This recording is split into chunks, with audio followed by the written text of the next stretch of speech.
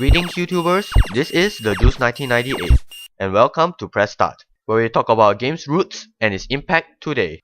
In this episode, we are looking at a game that essentially started the golden age of video games, Space Invaders. Let's hop onto the defense ship and uncover what this game is all about. Before there was Space Invaders, there was the video game crash of 1977. To summarize, there was too many of a certain game in too many consoles, and things became stale when no new ideas were made. As a result, there was a massive glut in the gaming industry. That all changed when Toshihiro Nishikado came into the scene. At the time, the norm was a block-breaking breakout. With the intention to emulate the sense of achievement from completing stages and breaking targets, Mr. Nishikado changed the game's mechanics from having the ball bounce to attack static objects to allowing players to fire projectiles to attack moving enemies. Originally, the targets were supposed to be tanks and planes, piloted by humans. But after deeming the choice to be immoral, the enemies were changed to aliens. The reason for aliens was because Star Wars and Close Encounters of the Third Kind was out in theaters and was the big thing at the time, inspiring the game to have a space theme. Mr. Nishikado went to great lengths to perfect this game. He was designing the gameplay, artwork, and sounds of the game, even building a customized computer to run the game. Eventually, that hard work showed when the game is out in arcades in 1978. A few months after its release, it was not uncommon to see players standing in lines for hours just to play the game. There are even reports of juvenile crimes, mostly kids and teens stealing money, just so they have the ammo to play it. And that's not all. The game was so popular that it managed to cause a coin shortage in Japan, until the coin supply was quadrupled. Both of these from one game. But hey, at least this proved that the game was very popular back in the day. Just glad that these don't usually happen anymore in today's time. Seriously, can you imagine something like this happening in today's time? Alright, about the gameplay. The character is a tank with a laser cannon. The goal is to defeat 5 rows of 11 alien invaders. They move back and forth horizontally as they approach the bottom of the screen. If they land on the ground, or if you get hit by their firepower, it is game over, or in other versions, lose a life. There are 4 giant shields that protect you from enemy fire, but if hit by the enemy, or the player, they will slowly be destroyed.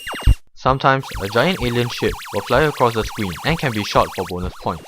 The game only ends when you lose all your lives. But good luck trying to blast through the first few stages of this game. There is no escape from this invasion. The aliens go faster and faster. Even if you finish the first wave, there will be another, faster than the other. You can't win. Okay, I think that sums it up nicely. Time to have a look at the other games. First up is Space Invaders Part 2.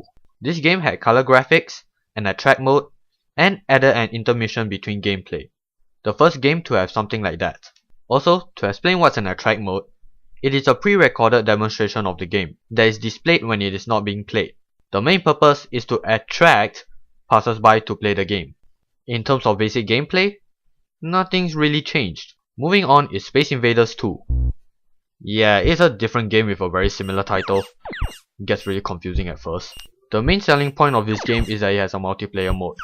And that's pretty much it, as I didn't notice anything else interesting the game had included. Games and sequels were really simple back then. So let's go over to Return of the Invaders, which I unfortunately couldn't get access to. Guess I just have to stick to pictures. I'm so sorry.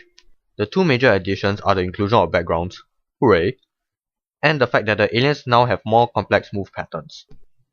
Well, that's about it, cause that's all I got from my research. Next up is Super Space Invaders 91, released on 1991. This game makes a noticeable leap in terms of aesthetics and gameplay, featuring animated sprites rather than just static ones, and actual background music designed to make the game feel more exciting. And I have to say, it really did the job well. I really get an invasion vibe from the way it's presented. Gameplay wise, it's the same, but a lot more. Firstly, you may notice that there are no shields when you first start off. There are now power-ups. Yup, this leads us to our second difference. The UFO actually drops power-ups instead of just being worth extra points. There are many power-ups, but the ones that really give the most impact are the shields, and the time stop.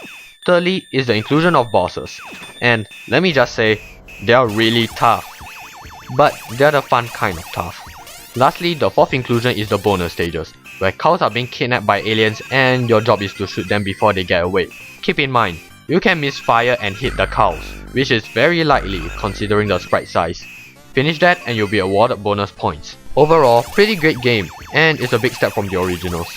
And now, the last game we are going to look at, Space Invaders 1995, which has a major graphical, oh my gosh. This game, it looks so Japanese!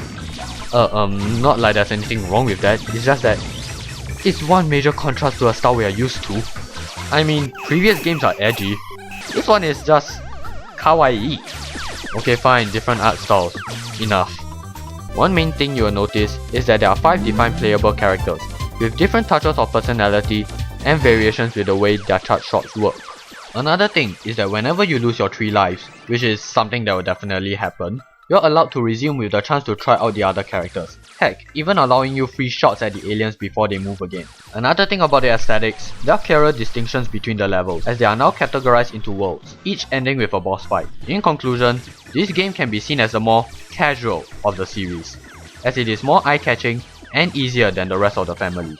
I won't be surprised if there's a wider group of people who are attracted by this rendition.